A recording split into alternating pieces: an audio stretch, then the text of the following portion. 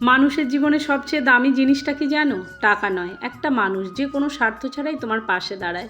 আর এমন একজনের কথা আজ বলবো। জানো, ছোটবেলায় আমাদের বাড়িতে খুব বেশি কিছু ছিল না। নতুন জামা বছরে একবার আসতো, পছন্দের খাবারও সবসময় জুটতো না, তবু একটা জিনিস ছিল, পরিবারের ভালোবাসা।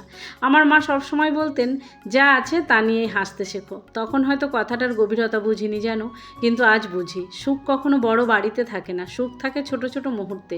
আজও যখন রান্নাঘরে দাঁড়িয়ে রান্না করি বা মেয়ের সঙ্গে গল্প করি, তখন সেই পুরনো দিনের কথা মনে পড়ে যায়। মনে হয় কষ্টগুলোই আমাকে শক্ত হতে শিখিয়েছে। জীবনে এমন অনেক মানুষ এসেছে যারা শুধু ভুলগুলোই দেখেছে, কিন্তু কয়েকজন মানুষ ছিল আমাদের জীবনে যারা আমাদের সামান্য ভালো দিকটুকুও খুঁজে নিয়ে বলতো, তুই পারবি, তোর অনেক গুণ আছে। হয়তো সেই কথাগুলোই আজও আমাকে এগিয়ে নিয়ে যায়।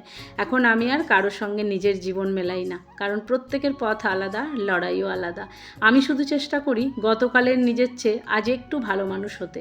আজ যদি কেউ আমাকে জিজ্ঞেস করে, তোমার সবচেয়ে বড় অর্জন কি, আমি বলবো, এত ঝড়ের পরেও নিজের হাসিটা হারাইনি। আর মায়ের শেখানো সেই ভালোবাসা আজও আমার রান্নায়, আমার সংসারে, আমার প্রতিটা দিনেই বেঁচে আছে জানো।